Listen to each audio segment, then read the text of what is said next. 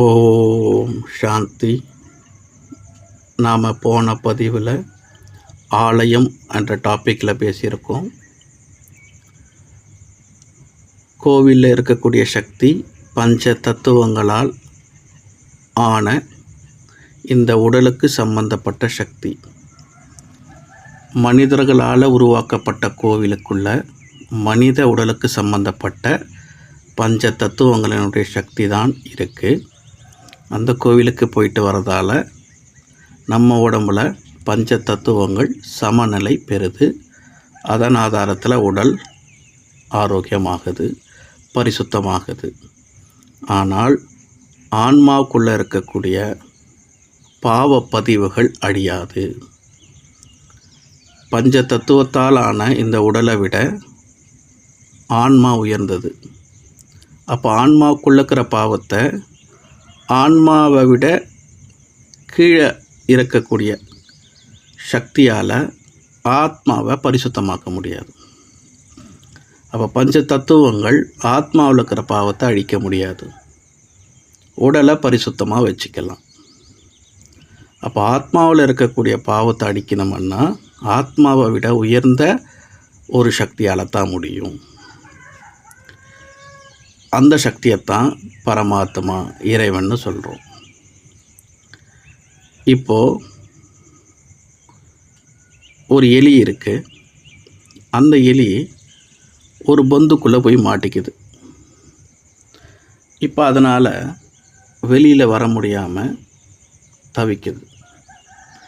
இப்போ இதை இன்னொரு எலி பார்க்குது.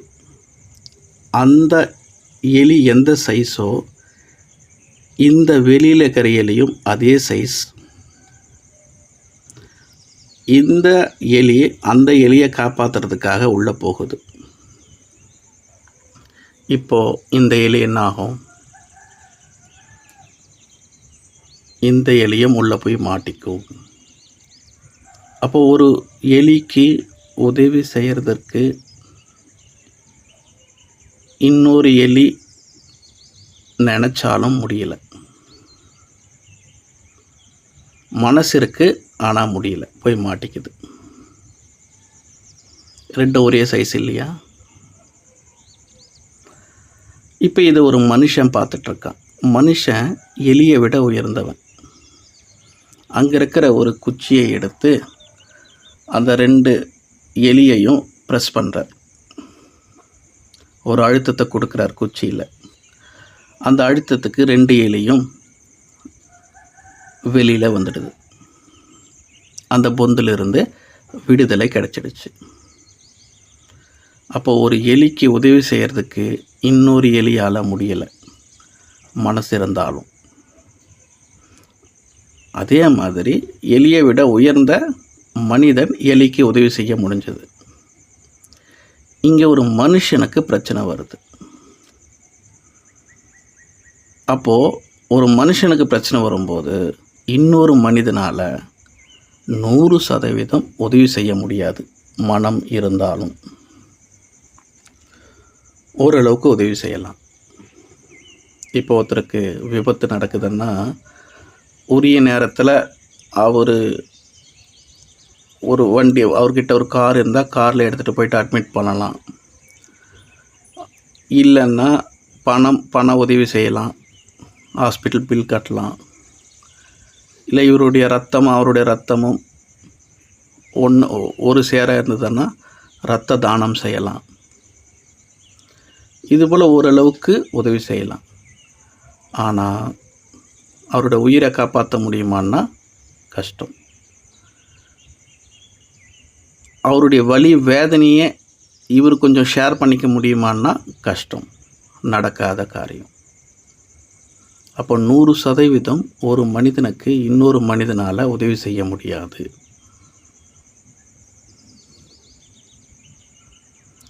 இறைவனால் அது சாத்தியமாகும். ஏன்னா எலியை விட உயர்ந்த மனிதன் எலிக்கு உதவி செய்கிற மாதிரி மனிதனை விட உயர்ந்த சக்தி, இறை சக்தி மனிதனுக்கு உதவி செய்ய முடியும் 100%. அப்போது எதனால் இந்த ஆக்சிடெண்ட் நடக்குது? நாம் செஞ்ச முன்வினை பாவ கர்மம். அதனால் வலி வேதனை எல்லாமே வருது. அப்போ அந்த பாவத்தை போக்கணும்னா, பாவம் இல்லைன்னா விபத்து இல்லை, விபத்து இல்லைன்னா வலி இல்லை, வேதனை இல்லை. அப்போ பாவம் போகணும்னா அந்த ஒரு இறைவனை நினைவு செய்யணும். வேறு எந்த மனிதர்களாலும், தேவதைகளாலும், சித்தர்களாலும் இந்த வேலையை செய்ய முடியாது. அது ஒரு இறைவனுக்குத்தான் சாத்தியம். அப்போ அந்த ஒரு இறைவனின் நினைவில் இருக்கும்போது ஜென்ம ஜென்மமாக நாம் செஞ்ச பாவங்கள் அழியுது. சரி, அப்போ இறைவன் யாருன்னு தெரிஞ்சாதானே இறைவனை நினைவு செய்ய முடியும். அப்போ பரமாத்மா யார்? அப்போ பரமாத்மா யார்ன்றதுக்கு முன்பு யாரெல்லாம் பரமாத்மா இல்லைன்றதை நாம் தெளிவாக பார்க்கலாம்.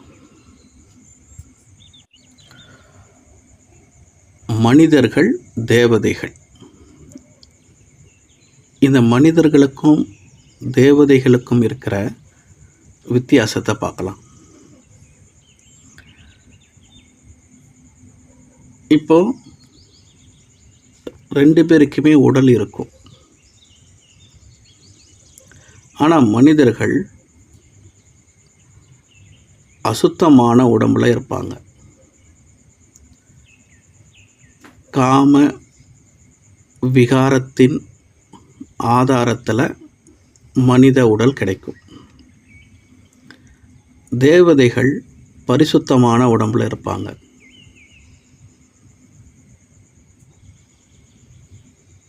மனிதர்கள் காம விகாரத்தின் ஆதாரத்தில் பிறவி எடுக்கிறதால குறைந்த ஆயுள், அதே சமயம் ஆரோக்கியமற்ற வாழ்க்கை கிடைக்கும். தேவதைகள் பரிசுத்தமான முறையில் பிறவி எடுக்கிறதால நீண்ட ஆயுள், ஆரோக்கியமான வாழ்வு, ஆனந்தமான வாழ்வு அமையும். ஸோ 2 பேருக்குமே, தேவதைகளுக்கு மனிதர்களுக்கு 2 பேருக்குமே உடம்பு இருக்கும். இவங்க பரிசுத்தமான உடம்பில் இருப்பாங்க, இவங்க அசுத்தமான உடம்பில் இருப்பாங்க. இதுதான் வித்தியாசம். இறைவன், இப்போ தேவதையை விட இறைவன் உயர்ந்தவர், பரமாத்மா. அந்த பரமாத்மாவுக்கு சாஸ்திரத்தில் என்ன சொல்லப்பட்டிருக்குன்னா, நிராகாரமானவர். அதாவது இறைவனுக்கு ஸ்தூல உடலும் இல்லை, சூக்ஷ்ம உடலும் இல்லை, ஒளி உடலும் இல்லை. அவர் ஜோதி சுரூபமானவர், அப்படி சொல்லப்பட்டிருக்கு. அதாவது உருவம் இருக்கும், ஜோதி கூட ஒரு உருவம்தான், ஆனால் உடல் இருக்காது. இந்த கண்ணுக்கு தெரிகிற ஸ்தூல உடல், இந்த உடம்புலேருந்து பிரிஞ்ச பிறகு ஆன்மா ஒளி உடம்போடு கொஞ்ச நாள் சுற்றிக்கிட்டு இருக்கும்னு சொல்லுவாங்க. அது ஒளி உடல். அந்த ஒளி உடம்பில் இரு புருவங்களுக்கு மத்தியில் ஆன்மா இருக்குது, சின்ன ஒளி புள்ளியா. அப்போ இறைவனுக்கு கண்ணுக்கு தெரிகிற இந்த ஸ்தூல உடலும் இல்லை, கண்ணுக்கு தெரியாத ஒளி உடல் சூக்கும உடலும் இல்லை, ஜோதி சுரூபமானவர், ஒளியாக இருக்கிறார். இதுதான் சாஸ்திரம் சொல்லுது, வேதங்கள் சொல்லுது. சரி, மனிதர்கள், தேவதைகள் 2 பேருக்குமே உடம்பு இருக்குது. ஆனால் ஏன் இவங்கள மனிதர்கள்னு சொல்கிறாங்க, அவங்கள தேவதைகள்னு சொல்கிறாங்கன்னா, மனம் போன போக்கில் போகக்கூடியவங்க மனிதர்கள். இந்த மனதைத்தான் மாயை சொல்கிறாங்க. மாயை, அறியாமை.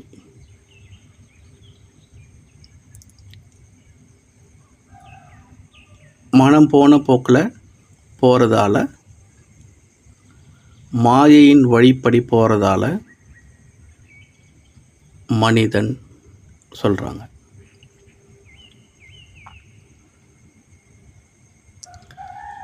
இறைவனுடைய வழிப்படி நடக்கக்கூடியவர்களை தேவதைகள்னு சொல்கிறாங்க. அப்போது மனதனுடைய வழி இறைவனுடைய வழி, பரமாத்மாவின் வழி மாயையின் வழி. ஸோ அப்போது பரமாத்மாவின் வழிப்படி வாழக்கூடியவங்க தேவதைகள், மனதின் வழிப்படி மாயையின் வழிப்படி வாழக்கூடியவங்க மனிதர்கள். இதுதான் மனிதர்களுக்கும் தேவதைகளுக்கும் இருக்கிற வித்தியாசம். இதுவும் சாஸ்திரத்தில் சொல்லப்பட்டிருக்கு. ரைட். அடுத்தது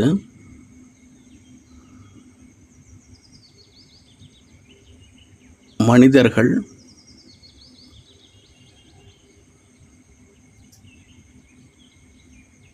தேவதைகள் உடலை வருத்தி பக்தி தியானம் செய்யக்கூடியவர்கள். அப்படி அந்த பக்தி தியானம் செய்யும்போது அதனுடைய பலனை கொடுக்கக்கூடியது இறைசக்தி, பரம்பொருள், பரமாத்மா.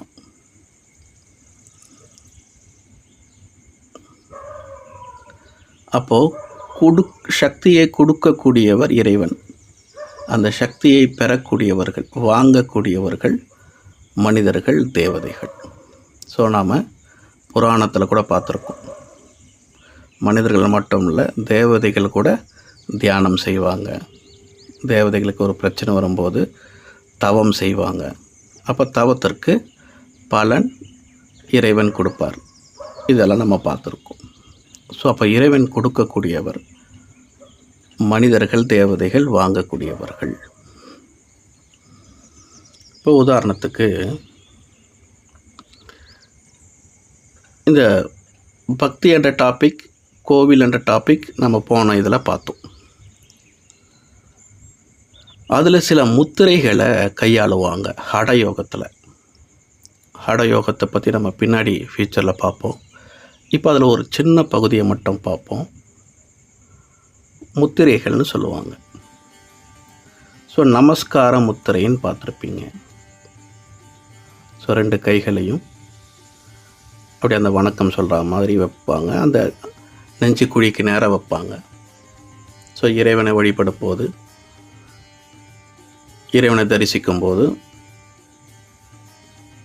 அந்த முத்திரையை கையாளுவாங்க. அடுத்தது நம்ம உடம்புல இந்த முத்திரைகள் எப்படி வேலை செய்யுதுன்னா, இந்த ஸ்தூல உடம்பு பஞ்ச தத்துவத்தால் ஆனது.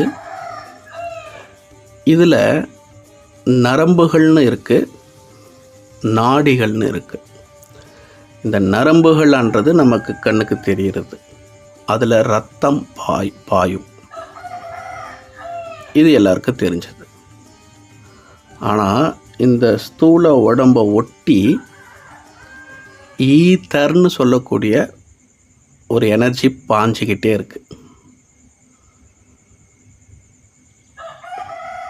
அதுதான் நம்மளுடைய ஸ்தூல உடம்பையும் சூக்கும உடம்பையும் கனெக்ட் பண்ணுறது.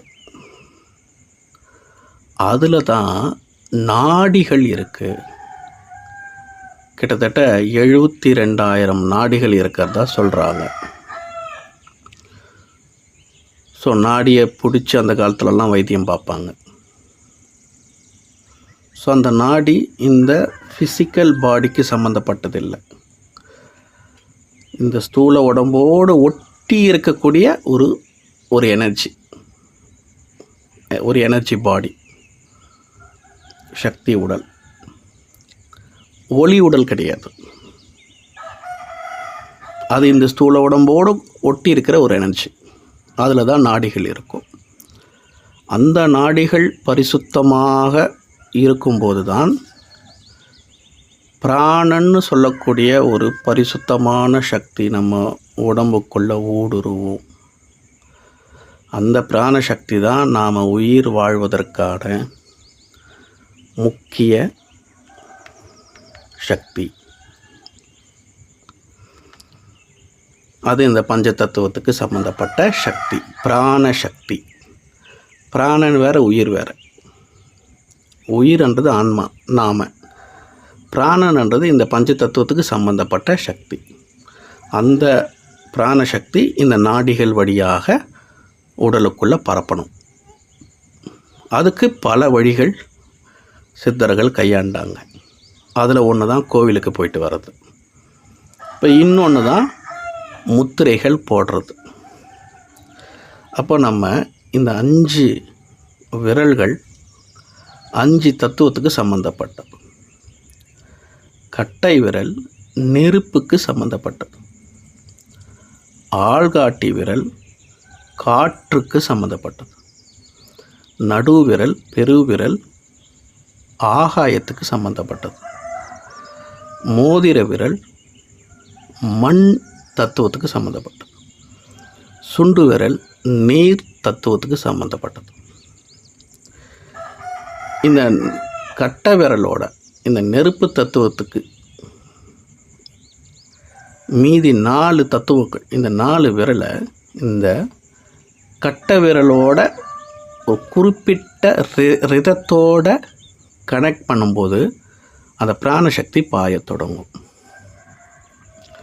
உதாரணத்துக்கு இப்போ நீங்கள் பார்க்குற மாதிரி உங்கள் விரல்களை வைக்கும்போது மூச்சு காற்று ஆழமாக போகும். இப்போ அந்த விரல்களை அந்த டச்சிங்கிலேருந்து எடுத்துடுங்க. எடுத்துகிட்டு உங்கள் வயிறு பகுதியை கவனிங்க. பெருசாக சுவாசம் உள்ளே போகிறதே பெருசாக தெரியாது. அப்படி போனால் கூட ஏதோ ஒரு நெஞ்சு பகுதி வரைக்கும் போகிற மாதிரி தெரியும். கட்டை விரலையும் ஆள்காட்டி விரலையும் அந்த நுனியோட நுனி டச் பண்ணும்போது ரொம்ப அழுத்திடக்கூடாது. சும்மா ஒரு மெருதுவாக அழுத்தும்போது அழுத்திக்கிட்டே இப்போ உங்கள் வயிறு பகுதியை பாருங்கள், ஆழமாக சுவாசம் போகும் அடி வயிறு வரைக்கும். அந்த டச்சிங் எடுத்துட்டிங்கன்னா ஸ்டாப் ஆகிடும், போகிறதே தெரியாது. அப்போ அது அந்த முத்திரையை போடும்போது ஆழ்ந்த சுவாசம் போகும். அப்போ ஆழ்ந்து சுவாசம் போகும்போது, நிறைய சுவாசம் போகும்போது அந்த சுவாசத்தில் காற்றுல பிராணன் இருக்குது. அந்த பிராணன் ஆழமாக உடம்புக்குள்ளே போகும். நிறைய பிராணன் உடம்புக்குள்ளே போகும்போது நாடிகள் எல்லா நாடிகளும் சுத்தமாகிறதுக்கு கொஞ்சம் சப்போர்ட்டாக இருக்கும். அதே விரலை கொஞ்சம் இது போல் இந்த ஃபோட்டோவில் இருக்கிற மாதிரி பிடிக்கும்போது உள்ளே இருக்கிற கெட்ட காற்று வெளியில் வரும். ஸோ உள்ள கெட்டது இருந்தாலும் வெளியில் வந்துட்டோம் இல்லையா, அதுக்கு இந்த முத்திரையை கையாளுவாங்க. இது ஒரு குறிப்பிட்ட லெவலுக்கு மேலே போடக்கூடாது, ஒரு 5 நிமிஷத்துக்கு மேலே போடக்கூடாதுன்னு சொல்லுவாங்க. அதே மாதிரி பெருவிரலோடு கனெக்ட் பண்ணும்போது ஆகாயத்துக்கு சம்மந்தப்பட்டது. தூக்கம் சம்மந்தப்பட்ட பிரச்சனை சரியாகும்.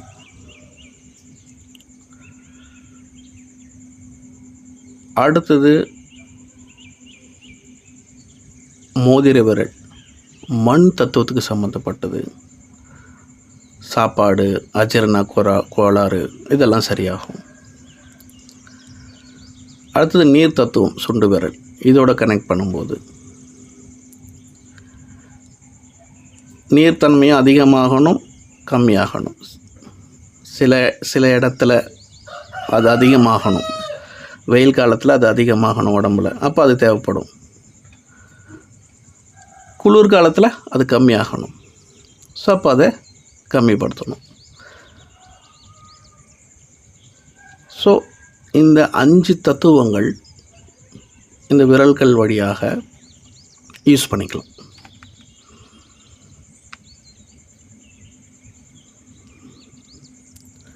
அடுத்தது உங்கள் உள்ளங்கையை வானத்துக்கு பார்த்தா மாதிரி தொடை மேலே வச்சு பாருங்கள். சுவாசம் ஒரு விதமாக உள்ளே போகும், ஒரு டிஃப்ரெண்ட் தெரியும்.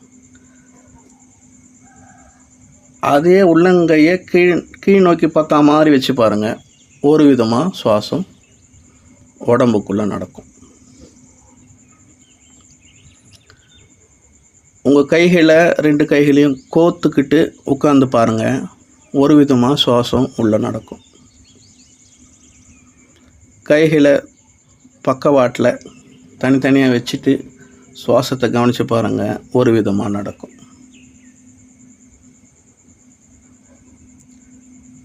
முதுகுத்தண்டை நேராக வச்சுக்கிட்டு உட்கார்ந்தீங்களன்னா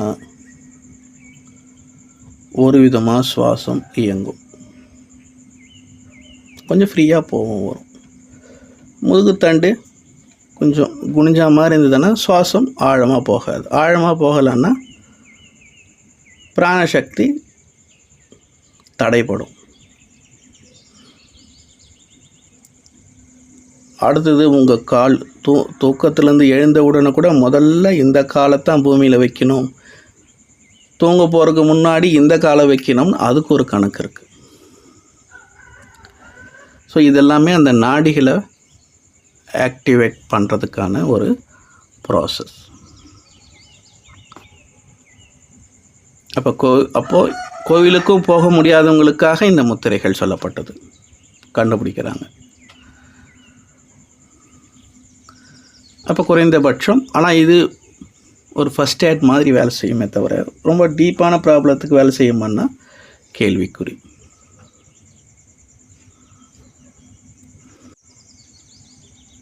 ஸோ அப்போ இது எல்லாருக்கும் புரிய வைக்க முடியாதுன்றதுக்காக இன்னும் சில மெத்தட்கள் கையாளுவாங்க. இந்த மந்திர ஜபம் செய்யுங்க, ஜப மாலையை உருட்டுங்கன்னு சொல்லுவாங்க. இப்போ பாருங்கள், இது போல் உருட்டும் போது என்ன ஆகுது, இப்போ அங்கே தானே நம்ம முத்திரை வைக்க சொன்னோம், வாயு முத்திரை, அக்னி முத்திரை, ஆகாய முத்திரம்னு. அப்போ அந்த பாயிண்டில் அந்த மந்திர ஜப மாலையை உருட்டும் போது, அது ருத்ராட்ச மணியாக இருக்கலாம், அதுபோல் மணிகளை உருட்டும் போது அங்கே ஒரு ப்ரெஷர் கிடைக்குது இல்லையா, அப்போ அந்த பாயிண்ட் ஆக்டிவேட் ஆகுது. அப்போ நாடிகள் சுத்தமாகும். அப்போ ஒரு 108 தடவை ஒரு மந்திரத்தை சொல்கிறோம்னா ஒரு 20 நிமிஷம் ஆகுது, அரை மணி நேரம் ஆகுதுன்னா அந்த அரை மணி நேரம் நீங்கள் அந்த இடத்தையே அழுத்தம் குத்திட்டே இருக்கீங்க. ஒன்று ஒரு முத்திரையை அரை மணி நேரம் போடணும், அப்படி அழுத்தம் கொடுத்துக்கிட்டே இருக்கணும். இல்லை அது ஒரு மாதிரியாக ஃபீல் ஆகிறவங்களுக்கு எப்படியும் அந்த இடத்துல ஒரு அழுத்தம் கொடுக்கறதுக்காக மணி மாலையாக இப்படி உருட்டுங்க. அப்படி உருட்டும் போதும் அந்த இடம் ஆக்டிவ் ஆகுது இல்லையா. அப்போ அதன் ஆதாரத்தில் கொஞ்சம் நாடிகள் பரிசுத்தமாகுது.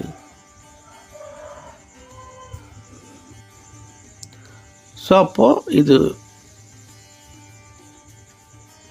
நம்ம புரிஞ்சிக்க வேண்டிய ஒரு விஷயம். அப்போது கோவிலில் நடக்கிற அதே ஒரு ப்ராசஸ் உட்கார்ந்த இடத்துலேருந்தே வீட்லேயே இது போல் செய்யும்போது நடக்குது. சரி, இப்போ அடுத்தது எதுக்காக இந்த முத்திரைகளை பற்றி சொல்கிறோன்னா, இது முத்திரைகளுக்கான கிளாஸ் இல்லை, அது ஃபியூச்சரில் முடிஞ்சால் பார்ப்போம். முத்திரைகள் என்ன பண்ணுது உடம்புல அன்றதை அப்படி லைட்டாக பார்க்கும். இப்போது தேவதைகள் என்பவங்க சாஸ்திரத்தின்படி மேல் உலகத்தில் இருக்கக்கூடியவங்கன்னு சொல்கிறாங்க.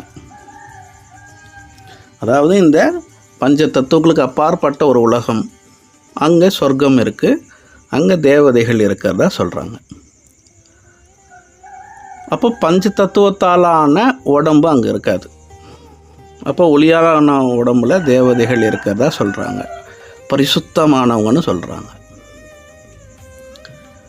ஆனால் பாருங்கள், அடிக்கடி அவங்க தவறுகள் செய்கிற மாதிரி, தேவதைகள் தெரிய தப்பு பண்ணுற மாதிரி,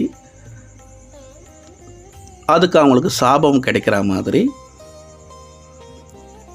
அடுத்தது அந்த சாபத்திலிருந்து வெளியே வர்றதுக்கு நீ பூலோகத்துக்கு போயிட்டு தியானம் பண்ணு, யோகம் பண்ணுன்னு சொல்கிற மாதிரி, அதுக்கு பிராயச்சித்தம். அப்போ பூலோகத்துக்கு எல்லாரும் வருவாங்க, உட்காந்து தியானம் பண்ணுவாங்க. ஸோ இப்போ சொல்லுவாங்கள்ல, இவருக்கு இங்கே சாபம் தீர்ந்தது, இவர் இந்த இடத்துல மோட்சம் அடைஞ்சார், இவர் இந்த இடத்துல தபம் பண்ணும்போது வரம் கிடச்சிதுன்னு நிறைய கதைகள் இருக்குது. அதை பற்றி பின்னாடி டீப்பாக பார்ப்போம். அப்போது இப்படியெல்லாம் சொல்லப்பட்டிருக்கு. இப்போ என்னுடைய கேள்வி என்னென்னா, மேல் உலகம் பரிசுத்தமான உலகம்,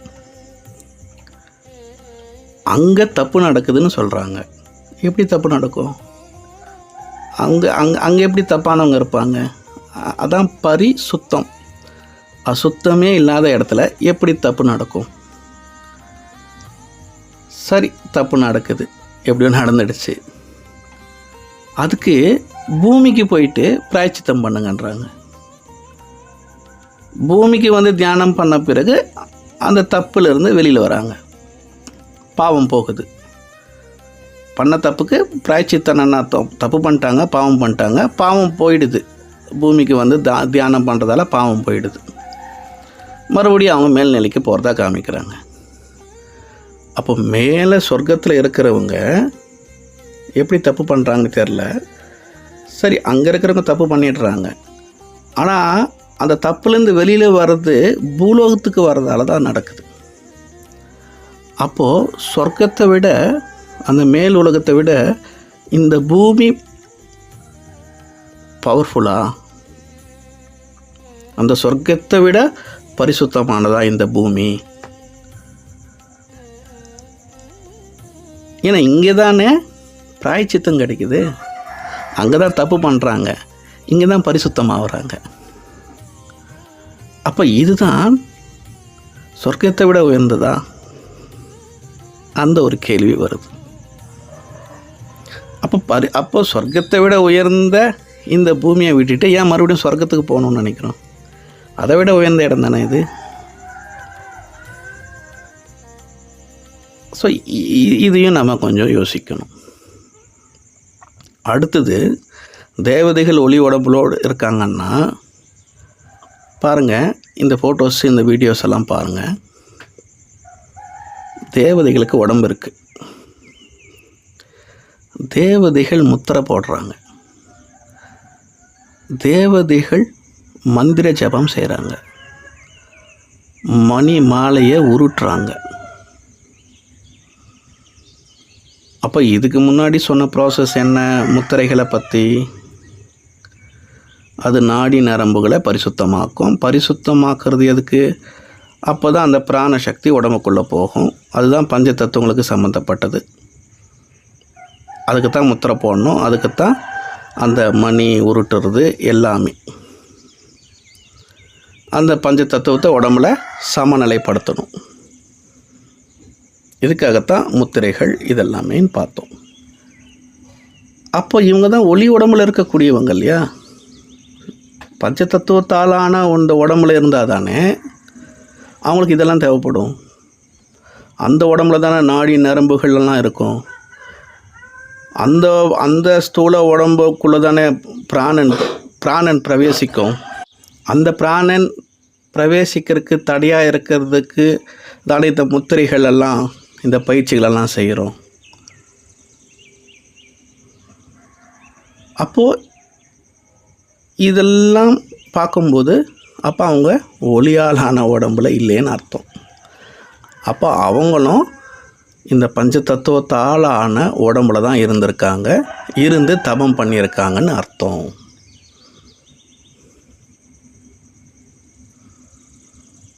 அப்போ அதெல்லாம் கதைகள்னு அர்த்தம். ஸோ அப்போது தேவதைகளும் மனிதர்களும் இந்த ஸ்தூல உடம்போடு தான் இருந்திருக்கிறாங்க, இந்த பூமியில் தான் இருந்திருக்கிறாங்க. 33 கோடி தேவதைகள் இந்த பூமியில் வாழ்ந்ததாக சொல்லுவாங்க. அப்போ அவங்க இங்கே தான் இருந்திருக்காங்க. அப்போ இங்கே இருந்து தியானம் செஞ்சு யோகம் செஞ்சு உயர்ந்த மனநிலையை அடைஞ்சிருக்காங்களே தவிர உயர்ந்த இடத்துல ஒரு உலகம் இருக்குது அங்கே போயிட்டாங்கன்றது அர்த்தம் கிடையாது. ஏன்னா இது வரைக்கும் சொல்கிறது எல்லாமே சாஸ்திரத்தில் சொல்லப்பட்டதை நான் எடுத்து புரிய வச்சிட்ருக்கேன். அப்போது அவங்க இந்த பூமிக்கு சார்ந்தவங்க தான். இந்த பஞ்ச தத்துவத்தால் ஆன உடம்புக்குள்ளே தான் இருந்திருக்காங்க. அதில் குணங்கள் வேறுபட்டு இருக்கும். ஆனால் ஒளி உடம்போட மேலே இருந்தாங்கன்றது கிடையாது. அப்போ அவங்க மேலே இல்லவே இல்லைன்னா அப்போ மேலே சொர்க்கம்ன்றதும் கிடையாது. அப்போ இதையும் நம்ம புரிஞ்சுக்கணும். அடுத்தது, இந்த 33 கோடி தேவதைகள் மட்டும் இல்லை, இந்த பிரம்மா, விஷ்ணு, சங்கரருக்கும் உடம்பு இருக்குது. மும்மூர்த்திகளுக்கும் உடம்பு இருக்குது. அப்போ உடம்பு இருக்கிறவங்கெல்லாம் தேவதைகள், மனிதர்கள். அதையும் புரிஞ்சுக்கணும். அடுத்தது, பக்தியிலேயே சொல்லப்படக்கூடிய மந்திரங்கள். பிரம்ம தேவதாய நமக, விஷ்ணு தேவதாய நமக அப்படி சொல்கிறாங்க. அப்போ தேவதாய நமகன்னா இவங்க தேவதைகள்னு அர்த்தம். தேவதைகள்னா இறைவனுக்கு அடுத்தபடின்னு அர்த்தம். இறைவன் இல்லை, உடம்பு இருக்கு இல்லையா. அடுத்தது, சிவ பரமாத்மாய நமகன்னு சொல்லுவாங்க. அப்போது பரமாத்மா தான் இறைவன்னு சாஸ்திரம் சொல்லுது. சிவ பரமாத்மாய நமகன்னு பக்தியில் சொல்லப்படுது. அப்போ சிவன் தான் பரமாத்மா. அடுத்தது, நாம் எல்லா தேவதைகளையும் பார்க்குறோம்னா அந்த ஒரு மனித தோற்றத்திலேயே பூஜை நடக்கும் எல்லோருக்குமே. அது ஆண் தேவதை, பெண் தேவதை, யாரன்னா இருக்கலாம். நம்மள மாதிரியே கை காலோட அந்த மாதிரி ஒரு மனித தோற்றத்தில் பூஜை நடக்கும். ஏன்னா அவங்க இந்த ஸ்தூல உடம்போடு இருந்தவங்க, வசித்தவங்க, வாழ்ந்தவங்க.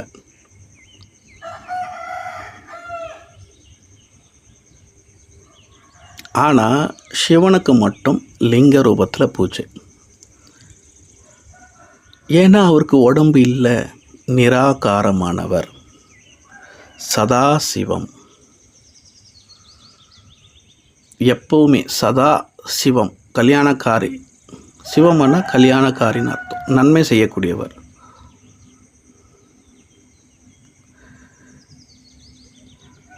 இந்த முழு விஸ்வத்திற்கு நன்மை செய்யக்கூடியவர்.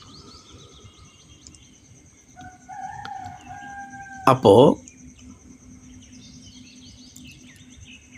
எல்லையற்ற சக்தி, எல்லோருக்குமே கொடுக்கக்கூடிய சக்தி, யார்கிட்டுமே எடுக்கிறது இல்லை. இப்போ நீங்கள் இந்த வீடியோவில் பாருங்கள், இந்த ஃபோட்டோவில் பாருங்கள். சங்கரர் தியானத்தில் இருக்கிறார். அப்போ தியானத்தில் இருக்கிறாருனால எங்கேருந்தோ எனர்ஜி எடுக்கிறார். அப்போ யார்கிட்டேருந்தோ வாங்குறார். சங்கரருக்கு உடம்பு இருக்குது. அப்போது அவர் தேவதை. அப்போ என்ன அர்த்தம்? இவர் சிவன் இல்லைன்னு அர்த்தம். பிரம்மா, விஷ்ணு, சங்கரர் 3 பேர் 3 வேலையை செய்கிற மாதிரி இந்த சங்கரர் ஒரு வேலையை செய்கிறார், அவ்வளோதான். அப்போ சங்கரர் தியானம் பண்ணுறாரு. அப்போ யார்கிட்டேருந்து எடுக்கிறார். அப்போ அந்த யாரோ கொடுக்குறாங்க இவருக்கு. அப்போ கொடுக்குறவர் தான் சிவன், இறைவன். அடுத்தது இந்த ஃபோட்டோவை பாருங்கள். இப்போ இந்த சங்கரர் தான் எதில் இருக்கக்கூடிய லிங்கம்னு பக்தியில் நம்பப்படுது. இப்போது உங்களுக்கு ஒரு பிரச்சனை, ஒரு குழப்பம்னா நீங்கள் பூஜை ரூமுக்கு போயிட்டு உங்களை விட உயர்ந்த சக்தி அந்த இறைவன்கிட்ட, அந்த சுவாமி ஃபோட்டோ கிட்ட உங்கள் கஷ்டத்தை சொல்லுவீங்களா, இல்லை உங்கள் ஃபோட்டோ கிட்ட உங்கள் கஷ்டத்தை சொல்லுவீங்களா? நம்ம கஷ்டத்தை நம்மக்கிட்ட, நமக்கு தானே கஷ்டம். அப்போ நம்மக்கிட்டே நம்ம எப்படி சொல்லிப்போம்? நம்ம ஃபோட்டோ கிட்டே ஏன் சொல்ல போகிறோம்? அப்போ நம்மளை விட உயர்ந்த சக்தி கிட்ட சொல்லுவோம். அப்போ இந்த சங்கரர் தான் இந்த லிங்கம்னு சொன்னால் இவர் எதிரிலே ஏன் இவரை வச்சுக்கிட்டு இவர் வழிபடணும்? அப்போ இதனோட அர்த்தம் என்னென்னா, இவர் வேற இவர் வேற. இவர் தேவாத்மா, உடல் இருக்குது. இவர் பரமாத்மா, உடம்பு இல்லை. அதனால் லிங்க ரூபத்தில் நமக்கு காமிக்கிறாங்க. அப்போ இவர்கிட்ட இருந்து சக்தியை வாங்குறார். அப்போ இவர் சங்கரர், இவர் சிவன். சரி, அப்போ லிங்கம் தான் சிவனா? அப்போ லிங்கத்தை நினச்சா பாவம் போயிடுமான்னா அப்படியும் இல்லை. இப்போ பாருங்கள், அடுத்த ஃபோட்டோ. எதிரில் லிங்கத்தை காமிக்கலை, ஒரு ஜோதியை காமிக்கிறாங்க. ஒரு இடத்துல நிறைய ஃபோட்டோஸில் இது போல் லிங்கத்தை காமிப்பாங்க. லிங்கத்தை எதிரில் தியானம் பண்ணுற மாதிரி சங்கரர். சில ஃபோட்டோஸில் எதிரில் ஜோதியை வச்சு அந்த ஜோதியை பார்த்து தியானம் பண்ணுற மாதிரி சில ஃபோட்டோஸ். அப்போது இறைவன் ஜோதியானவர். அப்போ சங்கரர் தியானத்தில் அந்த ஜோதி சுரூபமானவரை நினச்சிட்ருக்கார். நான் இப்போ என் மனதில் இப்போ ஒன்று நினைக்கிறேன். இப்போ நான் என்ன நினைக்கிறேன்னு உங்களால் சொல்ல முடியுமா? சொல்ல முடியாது. அப்போ அடுத்தவங்க மனதில் என்ன இருக்குதுன்னு அவங்களுக்கு தான் தெரியும். அடுத்தவங்க என்ன உணர்றாங்கன்றது அவங்களுக்கு தான் தெரியும். இந்த உணர்வுகளை காமிக்க முடியாது. அப்போது மனக்கண்ணில் சங்கரர் சிவனை தியானிக்கிறார். அப்போ அது நமக்கு புரிய வைக்கிறதுக்காக ஒவ்வொரு ஃபோட்டோவில் எதிரில் லிங்கம், ஒவ்வொரு ஃபோட்டோஸில் ஒவ்வொரு இடத்துல ஜோதியை வைக்கிறாங்க. அப்போ ஜோதி சுரூபமான இறைவனை மும்மூர்த்திகள் தியானிக்கிறாங்க. சங்கரர் வேற, சிவன் வேற. இவங்கெல்லாம் தேவாத்மாக்கள். சிவன் தான் பரமாத்மா. அதனால தான் லிங்க ரூபம். லிங்கத்துக்கும் உண்மையான அர்த்தம் ஜோதி, ஒளி. சரி, இப்போ சிவபுராணத்தில் ஒரு இடம் வருது. அதில் பார்வதி சங்கரர்கிட்ட கேட்குறாங்க. சங்கரர் எப்பவுமே தியானத்தில் இருப்பார் இல்லையா? அப்போது நீங்கள் எதை நினச்சி தியானிப்பீங்கன்ற மாதிரி ஒரு கேள்வி எழுப்பப்படுது. நந்திக்கும் அந்த சந்தேகம் இருக்குது. அப்போது நந்தியினுடைய பார்வதியினுடைய சந்தேகத்தை சங்கரரே போக்குறார். சங்கரர் எதை தியானம் செய்கிறாரு, சங்கர் தியானத்தில் என்ன பண்ணுறாருன்றதை சங்கரரே சொல்கிறாரு. இப்போ நாம் அந்த சிவபுராணத்தினுடைய ஒரு சின்ன வீடியோ கிளிப்பை இப்போ பார்ப்போம். நந்தி, சதி, என் கண்கள் மூடும் பொழுது என் அகக்கண் முன்னே தோன்றுவது சதாசிவ ஜோதி. அந்த ஜோதி படைப்புகளை ஏற்படுத்தி அவற்றை காக்கிறது. இந்த ஜோதி தான் சிவஜோதி என்றும் போற்றப்படுகிறது. அது பிரம்மஜோதி என்றும் பிரசித்தி பெற்றது. பரமாத்மா என்ற ஜோதியை தியானம் செய்வது மிகவும் அவசியம். அப்போது இதில் சங்கரர் என்ன சொல்கிறாரு? நான் தான் சிவன், என்னை தான் நான் தியானிக்கிறேன் அப்படி சொல்கிறாரா? இல்லை. ஸோ அப்போ இதை விட விளக்கமாக யாரும் சொல்ல முடியாது. அப்போ சங்கரரே சொல்கிறாரு, நான் வேற, சிவன் வேற. சிவனை தியானித்தால்தான் பாவங்கள் அழியும். அப்போ அந்த சிவன் உண்மையிலே இருக்கிற இடம் எது, எங்கே இருக்கிறார், அதை பற்றி நாம் அடுத்த வீடியோவில் ஆழமாக பார்க்கலாம். ஓம் சாந்தி.